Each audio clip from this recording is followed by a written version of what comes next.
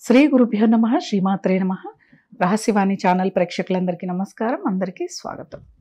ఇప్పుడు నిత్య పూజ ఎలా చేయాలి? నిత్య పూజలో ప్రతిరోజు సంకల్పం చెప్పాలా? అంటే కొంతమంది ఇళ్లలో కొన్ని రకాల విధానాలు ఉంటాయి, పూజ చేసే విధానాలండి. కొంతమంది ఇళ్లలో ఊరికే దీపారాధన చేసి భగవంతుడికి నమస్కారం చేసుకుంటారు. కొంతమంది అయితే నిత్య దీపారాధన ఉండదండి. ప్రతి శనివారము పూజా మందిరము దేవుడి ఫోటోలు విగ్రహాలన్నీ శుభ్రం చేసుకొని ఆ రోజు నైవేద్యం నివేదన చేసి ఆ ఒక్క రోజే చేస్తారు. మళ్ళీ తిరిగి వారం వరకు పూజ చేయరు. కొంతమంది ఇళ్లలో ఏంటిదంటే ఉదయం మాత్రమే దీపారాధన చేస్తారు, సాయంత్రం ఉండదు.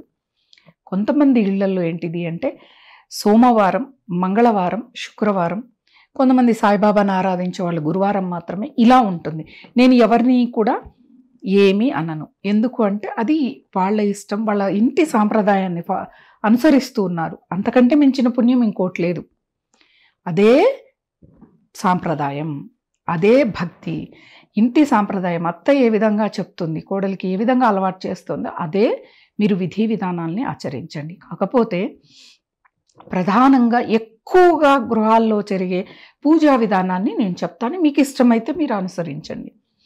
ఎప్పుడైనా సూర్యుడు ఉదయించేలోపే ఇల్లు పరిశుభ్రమై మనము శుచి అయి అంటే స్నానం చేసి ప్రతి ఇంట్లో కూడా పూజా మందిరంలో దీపం వెలుగుతూ ఉంటే ఆ ఇల్లు చాలా ప్రశాంతంగా, ఏ నెగిటివ్ ఎనర్జీ లేకుండా ఆ ఇంట్లో ఏదనుకుంటే అది జరిగేలాగా ఉంటుంది. ఇది నిజం. మీరు ఒకవేళ పరీక్ష చెయ్యాలి నన్ను అనుకుంటే 41 రోజు సంకల్పం పెట్టుకొని మీరు తెల్లవారుజామున 3కు లేచి ఇంటిని శుభ్రం చేసుకొని మీరు శుచి అయి పూజా మందిరంలో ఉన్న మాలిన్యం తీసేసి 6-6:30 సూర్యోదయం కల్లా దీపారాధన మీ పూజను ముగించుకొని మీరు చూడండి. మీరు అనుకున్న పనులు జరగకపోతే మెసేజ్ పెట్టండి, మాకు జరగలేదు అని. ఖచ్చితంగా జరిగి తీరుతుంది. అమ్మ మాకు పని మనుషులు ఉన్నారు, మరి 3 గంటలకు రమ్మంటే రారు కదంటే ఇంటిని ఊడ్చుకోండి, పూజా మందిరాన్ని తుడుచుకోండి, గుమ్మం ముందు ఒక ముగ్గు పెట్టుకోండి. ఈ మాత్రం పనులు చేసుకోకపోతే మనమేమో ఒళ్ళొంగదు, మనమేమో ఇంట్లో ఎప్పుడంటే అప్పుడు పూజ చేస్తాం, కానీ మనం అనుకుంది జరగాలి. ఎలాగండి? ఇప్పుడు మనం ఒక ఉద్యోగం చెయ్యాలి అంటే 0 క్లాస్ నుంచి మొదలుపెట్టి ఏది చదివితే ఆ ఉద్యోగం వచ్చే వరకు కష్టపడి చదువుతూనే ఉంటాం కదా వచ్చేవరకు. మరి ఎందుకండి? ప్రతి అణువను ఉన్న భగవంతుడు మనకి ఈ రోజున ఒక సంపన్నమైన కుటుంబంలో మనకి రాగలిగాము అంటే ఆ భగవంతుడి యొక్క అనుగ్రహంతోనే. మరి అటువంటి భగవంతుడి కోసం మనం ఆ మాత్రం సమయాన్ని వెచ్చించలేమా? ఆ మాత్రం ఒళ్ళు వంచలేమా? మనకే మంచిదిగా డబ్బులిచ్చి ఎక్కడో యోగాలు జుంబా క్లాసులకు వెళ్లే బదులు మీరు ఇంట్లో ఊడ్చి తుడుచుకుంటే ఒళ్ళొంగుద్దిగా, అవునా? అలా మీరు శుభ్రపరచుకొని పూజ చేసుకోండి. తప్పకుండా మొదటగా తులసి బృందావనం దగ్గర పూజ చేయండి. ప్రతి హిందువు ఇంట తులసి బృందావనం ఉండాలి. బృందావనం అంటే మా ఇంట్లో కుంపటి ఉంది కదా, అదే బృందావనం అమ్మ, అదే బృందావనం. ఆ కుంపటికే ఇప్పుడు మట్టిది పెట్టొచ్చు, ప్లాస్టిక్ది పెట్టొచ్చు. దానికే పసుపుని పూసి అందంగా బొట్లని పెట్టి తులసిని పెంచి దీపారాధన చేయండి. ఒక చిన్న బెల్లం ముక్క అయినా ప్రసాదంగా పెట్టండి. తులసి బృందావనం దగ్గర పూజ అయిపోయాక ప్రధాన మందిరంలో పూజ చేయాలి. సంకల్పం చెప్పుకోవాలా తప్పకుండా అంటే అమ్మ సంకల్పం ఆ మంత్రాలు అందరికీ రావు కాబట్టి దీపారాధన చేసిన తర్వాత భగవంతుడికి ఒక నమస్కారం చేసుకోండి. స్వామి, నా సంకల్పాలు నెరవేరాలి, నా కోరికలు నెరవేరేలాగా చేయి తండ్రి. భగవద్గీతలో శ్రీకృష్ణ భగవానుడు ఏం చెప్పాడు? నీ కర్తవ్యం నువ్వు చేసుకుంటూ వెళ్ళు, ఫలితాన్ని ఆశించకు, భగవంతుడే ఇస్తాడు.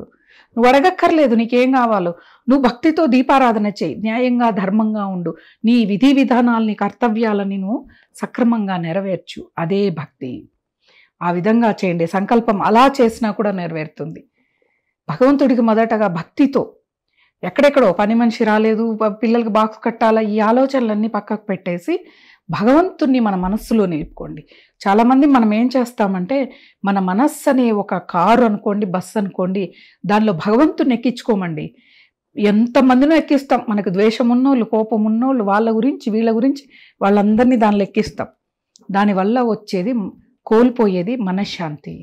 భగవంతుణ్ణి ఎక్కించుకున్నారనుకోండి ఆ వెహికల్లో, ఆనందమే మనకి ఉంటుంది. అదే మనకి సంకల్పం కూడా అదే. వచ్చిన వాళ్ళు సంకల్పం చేసి పూజ చేస్తారు, రాని వాళ్ళు భగవంతుడికి భక్తితో నమస్కారం చేయండి. అమ్మ ఇక్కడ భగవంతుడు సంకల్ప మంత్రాలు చెప్పలేదే, ఈ మంత్రం చెప్పలేదే, నేను వీళ్ళని అనుగ్రహించుననేది ఉండదు. మన జీవన విధానాన్ని గమనిస్తూ ఉంటాడు, మనం చేసే పూజా విధానాన్ని గమనిస్తాడు, భక్తిని గమనిస్తాడు. ఇవన్నీ చూసి ఆయన అనుగ్రహం ఉంటుంది. కాబట్టి ఈ విధంగా పూజని మనము చేసుకుంటూ ముందుకు వెళితే భక్తి అనేదే ప్రధానం ఇక్కడ. అలా అని నేనేం చేయను ఇది ఒక్కటే చేస్తానంటే నువ్వు నమ్మిందే, అంటే ఇప్పుడు ఓ రాయిని దేవతను నమ్మితే దేవత అయిపోతుంది. అలా మనం భగవంతుడి మీద భక్తితో ఆరాధన చేసి సంకల్పం ఈ విధంగా మీకు నచ్చిన విధానంలో మీరు చేసుకోండి. ఇదే చెయ్యాలని నేను గీతలకి ఇయ్యను. ఎందుకంటే కొన్నిటికి కొంతమందికి కొన్ని పరిమితులు ఉంటాయి, వాటిని దాటి వెళ్ళలేరు. కాబట్టి మన మనసుకు నచ్చింది, మనకు కరెక్ట్ అనిపించింది చేయటమే భక్తి అన్నమాట. స్వస్తి. అంతు చిక్కని రహస్యాలు, మరెన్నో మనకి తెలియని పురాతన కట్టడాలు, వాటి వెనక దాగిన నిజాలు, పూర్వీకుల ఆచారాలు, మరెన్నో మూఢ విశ్వాసాలు, ఇలా కాలగర్భంలో కలిసిపోతున్న రహస్యాల కొరకు సబ్స్క్రైబ్ చేయండి రహస్యవాణి ఛానల్.